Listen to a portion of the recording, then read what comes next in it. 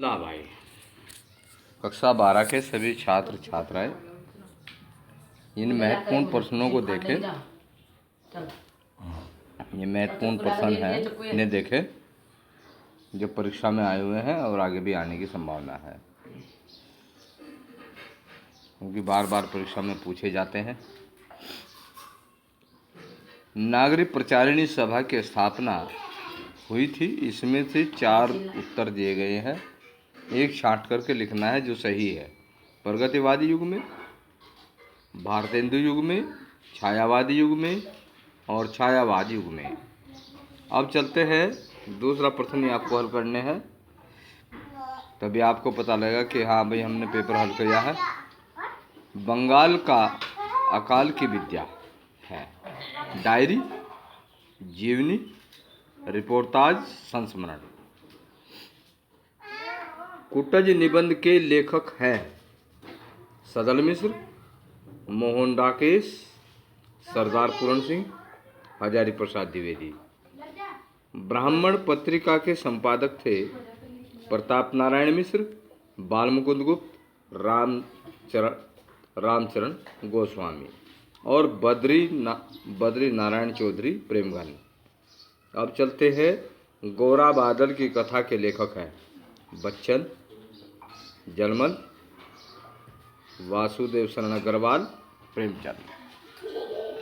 अब चलते हैं, छायावाद की विशेषता है उपदेशात्मक वृत्ति, सौंदर्य और प्रेम। इसके बाद है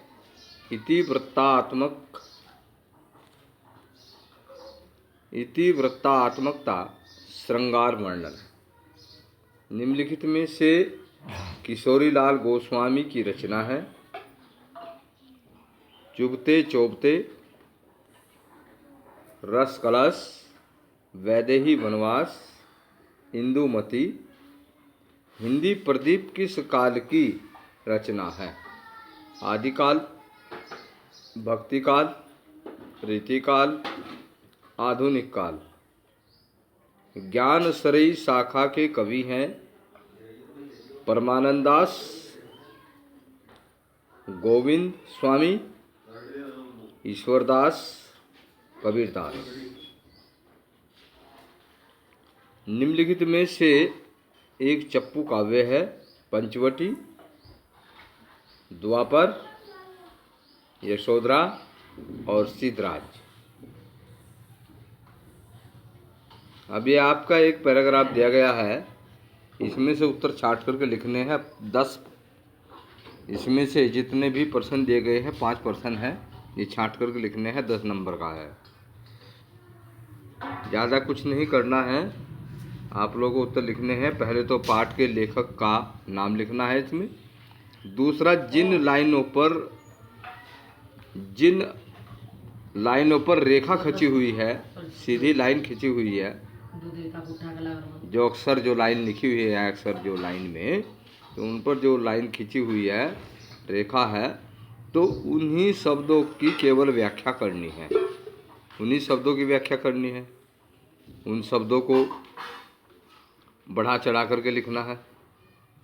दूसरा है, राष्ट्र के समय रूप में भूमिका जन के साथ किसका महत्वपूर्ण स्थान है? ये उत्तर आपको इसी पैराग्राफ में मिल जाएगा, यही देखना है आपको। कब राष्ट्र का लोप समझना चाहिए? दूसरा है, इसमें तीसरा दिया है, संस्कृति के सौंदर्य और सौरभ में क्या अंतर्निहित है? ये दिया है यहाँ पे। सबसे बाद का उत्तर, संस्कृति के सौंदर्य और सौरभ में ही राष्ट्रीय जन के जीवन का सौंदर्य बस अंतर्निहित है। यहाँ तक आपको लिखना है।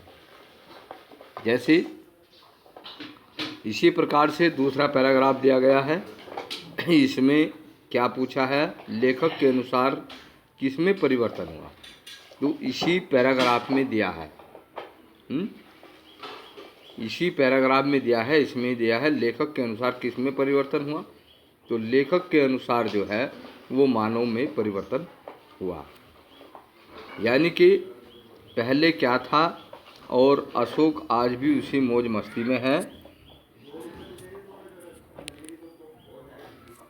दो फुट मैं एकदम मन कर गया था यहाँ से ध्यान मिल गया।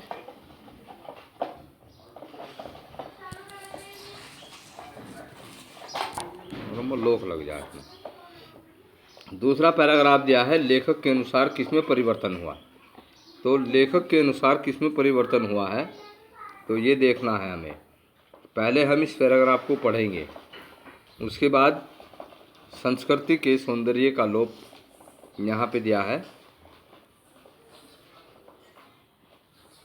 गद्यांश नंबर 2।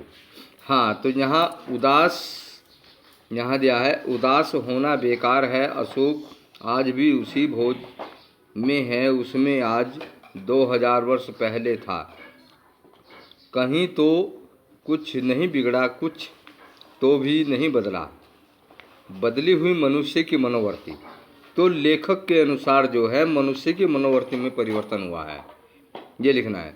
रेखांकित अंशों की व्याख्या, जो रेखांकित जो अंश है, रेखांकित अंशों की व्याख्या हेडिंग डाल के, यदि पहले बिना वह आगे बढ़ सकती है, यदि वह बिना वह आगे बढ़ सकती है, आगे चल सकती है, तो शायद वह भी नहीं बदलती, शायद वह भी अपनी मनोवृत्ति के अनुसार नहीं बदल सकती, और यदि वह न बदलती और न व्यवसायिक संघर्ष आरंभ हो जाता, यानी कि अपने कमाने का संघर्ष जो है वो नहीं बदलता और उसके लिए संघर्ष नहीं रहता, लड़ाई झगड़ा नहीं रहता, आरंभ नहीं होता, यानी कि संघर्ष लड़ाई झगड़े से है, यानी कि किसी भी प्रकार का कोई संघर्ष न होता, शुरू न होता। मशीन का रथ घर घर चल पड़ता है, जिस प्रकार से मशीन का पहिया जो है बराबर घूमता रहता है, उसी प्रकार जो है मनुष्य के जीवन में जितने भी कार्य होते हैं वो मशीन के पहिए के समान है। जैसे जैसे उसकी उम्र जो है, समय जो है वो मशीन के पहिए के समान चलता रहता है।